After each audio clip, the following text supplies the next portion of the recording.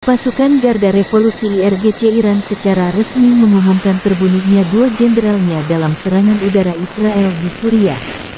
Serangan tersebut terjadi Sabtu tanggal 2 Desember malam di daerah Sayyidah Zainab di Damaskus, Suriah yang menewaskan 2 orang. Masing-masing Jenderal Rashid Islam Muhammad Ali Ataisyusyeh dan Jenderal Panah Takizadeh.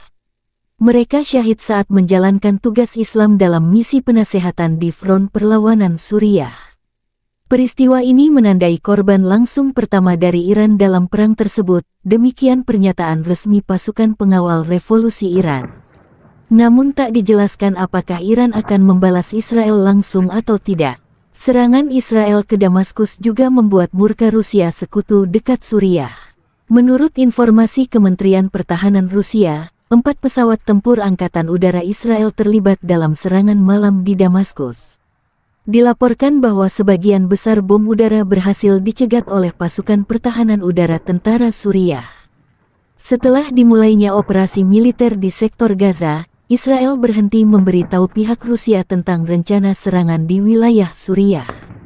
Israel dalam pernyataan resmi pasukan pertahanannya mengakui serangan di Damaskus Suriah namun tak secara spesifik membahas meninggalnya 2 jenderal pasukan pengawal revolusi Iran.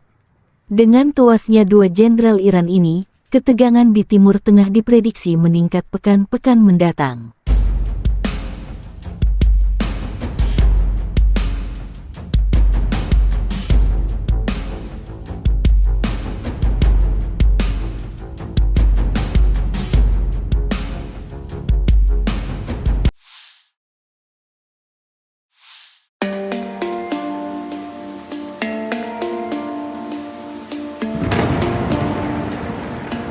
Tiga mantan Perdana Menteri Israel kompak menyerang dan mendesak Benjamin Netanyahu untuk mundur dari jabatannya.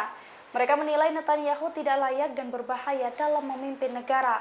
Desakan tersebut menyusul agresi militer ke jalur Gaza Palestina yang pecah sejak 7 Oktober lalu. Tiga mantan Perdana Menteri Israel yang mendesak Netanyahu mundur itu diantaranya Ehud Barak, Yair Lapid, dan juga Ehud Olmert. Dilansir dari The Guardian, Ehud Barak mengatakan bahwa Netanyahu sudah tidak layak untuk memimpin Israel. Sebab menurutnya Netanyahu tidak dapat mengelola kompleksitas situasi yang terjadi belakangan di Israel. Perdana Menteri Israel lainnya, Yair Lapid, juga memiliki pandangan serupa. Menurutnya Israel memerlukan pemerintahan untuk memulihkan nasional. Namun hal itu tidak dapat dicapai apabila Netanyahu yang telah kehilangan kepercayaan publik itu tetap menjabat sebagai Perdana Menteri Israel. Selain desakan dari 2 tokoh penting tersebut, kini ex-Perdana Menteri Israel lainnya, Ehud Olmert, juga turut menuntut Netanyahu untuk mundur. Olmert mengatakan Netanyahu setiap menit berperan sebagai Perdana Menteri, namun setiap menit pula yang membahayakan Israel.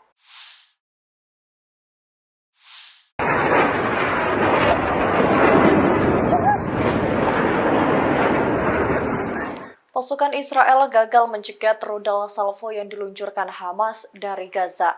Pasalnya, lagi-lagi Iron Dome Israel error dan berbalik menyerang wilayah Tel Aviv itu sendiri.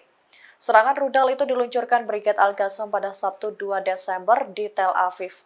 Serangan rudal itu diluncurkan Brigade Al-Qassam pada Sabtu 2 Desember dari Gaza ke Tel Aviv. Serangan itu mengakibatkan ledakan besar yang mengguncang kota Tel Aviv. Terlihat dari video yang tersebar di platform X, Iron Dome Israel sempat diluncurkan, namun Iron Dome Israel gagal mencegah serangan udara Hamas.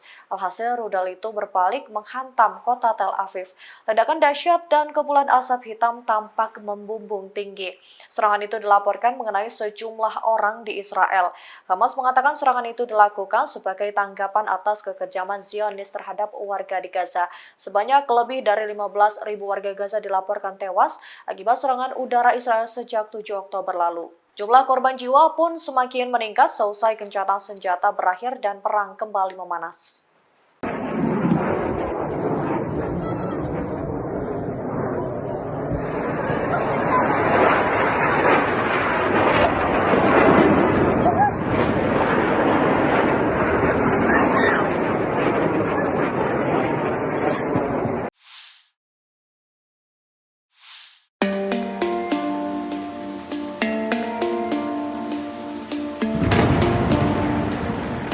Setelah gencatan senjata berakhir, Hizbullah kembali menggempur posisi Zionis. Pada Jumat 1 Desember 2023 kemarin, Hizbullah memporak-porandakan 2 pangkalan militer Israel. Selain menimbulkan kerusakan parah, serangan tersebut juga membuat sejumlah tentara Israel terluka. Dilansir dari Pars Today, hal itu dilaporkan oleh pasukan Hizbullah pada Jumat 1 Desember 2023. Pasalnya, Hizbullah melancarkan serangan ke 2 pangkalan militer Israel, termasuk pangkalan militer Ramin secara bersamaan.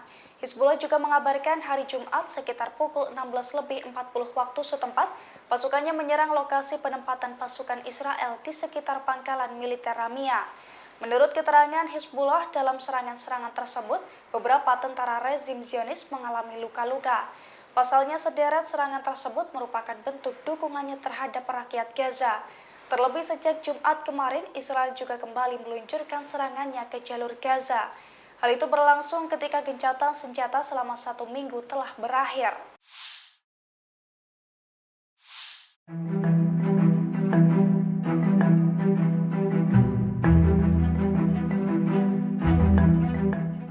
Pejabat keamanan rezim Zionis mengaku kecolongan dari Hamas.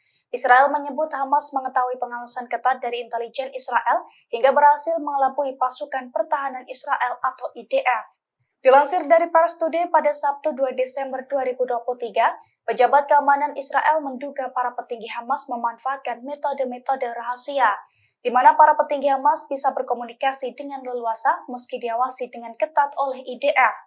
Terkait taktik pejabat Hamas untuk bertukar pesan, pejabat Israel ini menduga Hamas memiliki cara khusus, seperti memperhatikan detail agenda-agenda rahasia dan perasaan umum untuk berdialog langsung atau melalui metode-metode lain.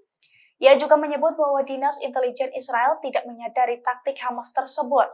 Hal itu terlihat dari tidak adanya persiapan sistem pengganti untuk mencegah ketegangan dengan Hamas, termasuk tidak adanya penjagaan di perbatasan saat hari libur.